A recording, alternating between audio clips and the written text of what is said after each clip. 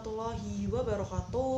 Halo teman-teman, di sini saya akan memaparkan materi tentang surat ketetapan pajak atau SKP.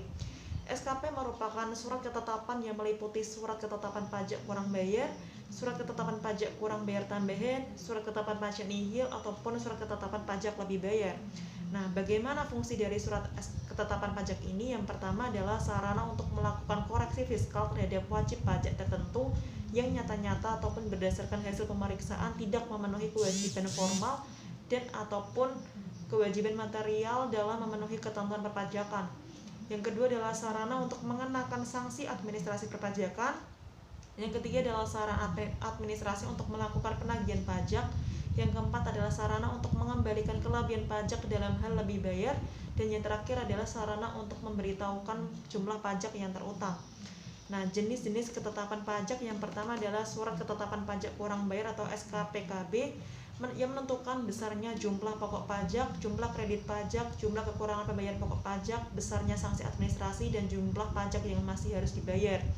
Yang kedua adalah surat ketetapan pajak kurang bayar tambahan atau SKPKBT, merupakan pajak yang menentukan tambahan atas jumlah pajak yang telah ditetapkan sebelumnya. Yang ketiga adalah surat ketetapan pajak lebih bayar atau SKPLB yang menentukan jumlah kelebihan pembayaran pajak karena jumlah kredit pajak lebih besar daripada pajak yang terutang ataupun tidak seharusnya terutang.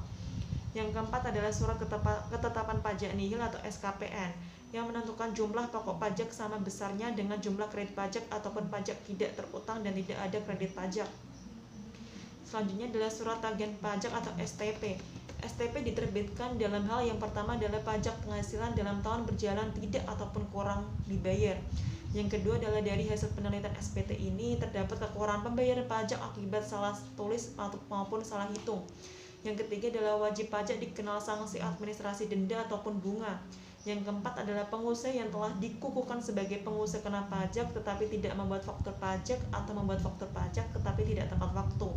Yang kelima adalah pengusaha yang telah dikukuhkan sebagai pengusaha kena pajak atau PKP yang tidak mengisi faktur pajak secara lengkap. Yang keenam adalah pengusaha kena pajak melaporkan faktur pajak tidak sesuai dengan masa penerbitan faktur pajak. Yang ketujuh adalah pengusaha kena pajak yang gagal berproduksi dan telah diberikan pengembalian pajak masukan. Surat tagihan pajak mempunyai kekuatan hukum yang sama dengan surat ketetapan pajak sehingga dalam hal penagihannya dapat dilakukan dengan surat paksa. Yang pertama adalah keberatan dan juga banding. Pertama adalah keberatan diajukan hanya kepada Direktorat Jenderal Pajak atas suatu. Yang pertama adalah SKPKB, yang kedua adalah SKPKBT, yang ketiga adalah SKPLB, yang keempat adalah SKP nihil, dan yang terakhir adalah pemotongan ataupun pemungutan oleh pihak ketiga. Selanjutnya adalah syarat pengajuan keberatan. Yang pertama adalah keberatan diajukan secara tertulis dalam bahasa Indonesia. Yang kedua adalah dengan mengemukakan jumlah pajak yang terutang, jumlah pajak yang dipotong ataupun dipungut, ataupun jumlah rugi menurut penghitungan wajib pajak. Yang ketiga adalah dengan disertai alasan yang menjadi dasar penghitungan. Yang keempat adalah dalam jangka waktu 3 bulan sejak tanggal dikirim surat ketetapan pajak ataupun sejak tanggal pemotongan ataupun pemungutan pajak kecuali force majeure. Dan yang terakhir adalah satu surat keberatan atas satu ketetapan dan 1 tahun pajak.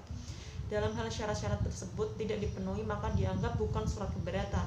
Dalam hal wajib pajak mengajukan keberatan ataupun surat ketetapan pajak, wajib pajak melunasi pajak yang masih harus dibayar paling sedikit sejumlah yang telah disetujui wajib pajak dalam pembahasan akhir hasil pemeriksaan. Sebelum surat keberatan disampaikan, Direktorat Jenderal Pajak harus memberikan keputusan dalam jangka waktu 12 bulan sejak surat keberatan disampaikan berupa yang pertama adalah menerima seluruhnya, yang kedua adalah menerima sebagian, yang ketiga adalah menolak, yang keempat adalah menambah jumlah pajak terutang. Selanjutnya yang kedua adalah banding. Banding adalah permohonan wajib pajak kepada Badan Peradilan Pajak atas surat keputusan keberatan. Pengadilan pajak merupakan pengadilan khusus di lingkungan peradilan tata usaha negara. Nah, suatu permohonan banding dapat diterima untuk dipertimbangkan ataupun sah apabila dipenuhi syarat-syarat sebagai berikut. Yang pertama adalah diajukan secara tertulis. Artinya diajukan dengan media tulisan, tidak secara lisan.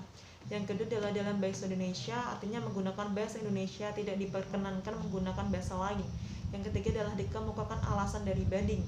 Dalam surat banding harus dikemukakan alasan mengapa wajib pajak tidak dapat menerima ataupun menyanggah keputusan keberatan. Yang keempat adalah satu surat banding ataupun surat keputusan keberatan dan melampirkan salinan keputusan yang dibanding. Satu surat banding hanya berisi keberatan atas satu keputusan keberatan, tidak boleh untuk beberapa keputusan keberatan. Oleh sebab itu perlu dilampirkan salinan surat keputusan keberatan. Nah, sekian pemaparan materi pada hari ini, semoga bermanfaat semua buat teman-teman. Saya sebagai pemateri undur diri. Wassalamualaikum warahmatullahi wabarakatuh.